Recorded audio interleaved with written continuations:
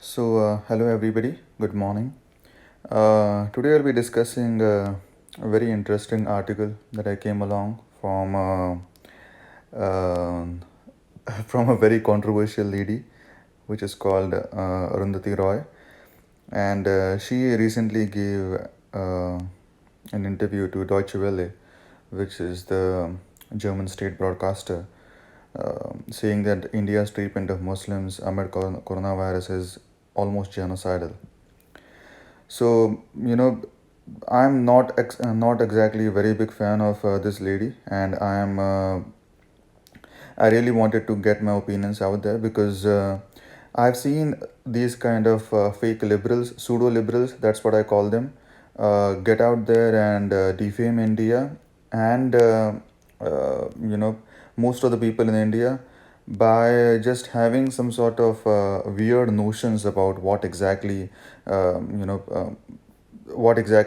are doing with their lives. So to be honest, Arundhati Roy really doesn't even have much to do with her life. So she just comes up with these kind of controversies so that she can stay in the limelight. Okay, that's all there is to it. If you have heard about a person called Rakhi Sawant in India, I think Arundhati Rao is no different than Rakhi Sawant. Okay, both of them indulge in the same kind of tactics where they just want to, become famous by some one way or the other. It is usually said that no publicity is bad publicity, right? So they're just employing this kind of tactic. So I'll just go through each paragraph and to understand what exactly this woman is trying to say. So, political activist Arundhati Roy accused the Indian government on Friday of exploiting the coronavirus outbreak to inflame tensions between Hindus and Muslims, which is like a flagrant, attack on the Indian government. To be honest, most of the German government and the European Parliament and Commission should look after themselves and not look at India. Deutsche Welle should, try to have an article about how to save the European Union in such a time of crisis, rather than pointing fingers at India. So that's my analysis of the first paragraph. Then second thing, she told DW that this alleged strategy on the part of Hindu nationalist government would dovetail with this illness to create something which the world should really keep its eyes on, adding that the situation is approaching genocidal. Genocidal, really? Do you even know what genocide is, right?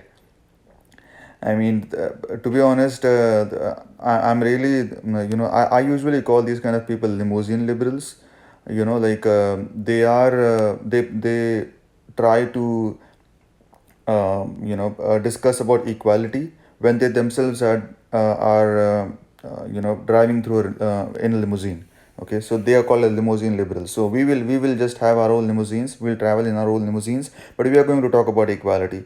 We are going to talk about everybody being equal. So this is like the hypocrisy at its finest. Okay, and uh,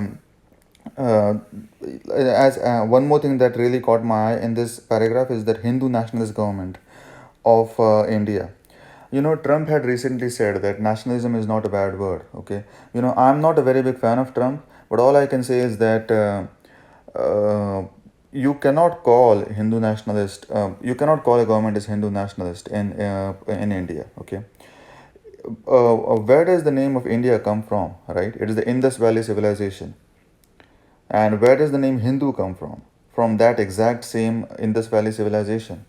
So even the Supreme Court of India has said that Hinduism is not a religion, it's a way of life. Okay.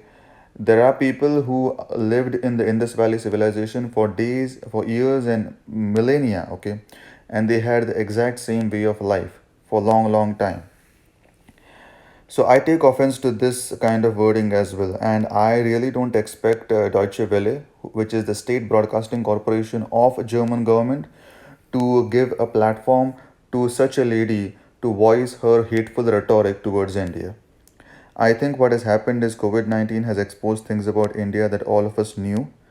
Yeah, we all knew who you were, who Arundhati Roy was. So that's something that I agree with her on. And we are suffering not just from COVID, but from a crisis of hatred, from a crisis of hunger. There are more than, there are more people lining up on the streets in Italy, Spain, in France, in almost every country in Europe and in the US outside of food banks. Okay, just look this up. Okay, there are millions and millions of people who are, the lines outside of food banks are just getting longer and longer. So where are people hungry? Okay, people are hungry in the Western world, not in India. There are many places in India where people are fed even without the crisis, free of cost. Okay, go to any temples, go to Shirdi, go to any big temples in India, go to Tirupati. People are being fed over there on a daily basis, 2 times a day. And you want to tell that people are facing hunger in India? I don't buy that. India's 1.3 billion people are currently in the midst of a 6-week nationwide lockdown. The world's second most populous nation has so far confirmed these many cases and these many deaths. Now, it's often cited that as a country where the gap between official numbers and real case numbers could be particularly high. That's the same thing for every country. Okay, that's the same thing for Canada. That's the same thing for America. That's the same thing for Europe and Germany. The crisis of hatred against Muslims. This is again, just a standard playbook that most of these fake liberals try to portray. Comes on the back of a massacre in Delhi. Just look at the wordings, okay? Massacre in Delhi. So, my opinion about the Citizenship Amendment Act is, Pakistan, Afghanistan, Bangladesh are Muslim majority countries, okay? You cannot have persecution of a majority in a country where the state religion is Islam. All right. So, what kind of persecution will you have? Because the state promotes this religion, so you cannot have persecution of the people who adhere to that faith. So definitely, the persecution is going to be of the Hindus or the minorities, or like the Christians. Okay, so you cannot have persecution of the majority of the religion. So I really don't even buy this argument of protesting against CA. Contentious typhus comparison. Now this lady just goes beyond any sort of limits, to be honest.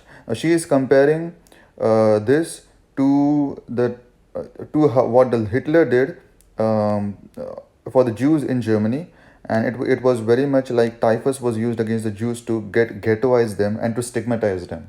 Okay, so to be honest, no other country in the world that has a Muslim majority really has the rights to protest or to sit at a park for a long time and protest against the government. India is at least giving these people the right to do that. Okay, so I really don't even I'm not at all sympathetic to any of this madness, because I really wanted to get my opinions out there, because this is something that I have been seeing for a long time. These kind of fake liberals and pseudo liberals, I really call them limousine liberals. So limousine liberals, as I said, they themselves drive in a limousine, but they just want to preach equality and human rights and all of those things to other people. So I don't buy any of these arguments, to be honest. And comparing this situation to the typhus situation in Hitler era Germany just goes on to say how much these Western media want India to lay down as much as possible. They don't want India to rise up to its potential and try to make its own destiny. They just want India to be down as much as possible. Okay, and I'm really not very happy with the kind of image of India that is portrayed by all of these pseudo liberals. And if you look at all the Western media, they are all biased towards India. Okay, and I feel it very very I feel it very disappointing to see that even the people who are born in India want to just peddle that same kind of narrative, which goes on to say that we should really try to introspect who we really are. Okay, like India has a rich history of millennia. Okay, when people were hunter gatherers in Europe and in America, we had universities in India. Okay, like full fledged universities in India. So, to be honest, we don't need lessons from the people who cannot even take care of their own people on how to run our country. Okay, so that's my analysis about this woman, and I usually don't, give my opinions on uh, pretty controversial topics, but um, I think I have the right to say what I feel, and so I really wanted to get this out there. And let me know your thoughts and comments, and please subscribe to my channel if you would like to hear something more like this. Thank you. Have a good day. Bye bye.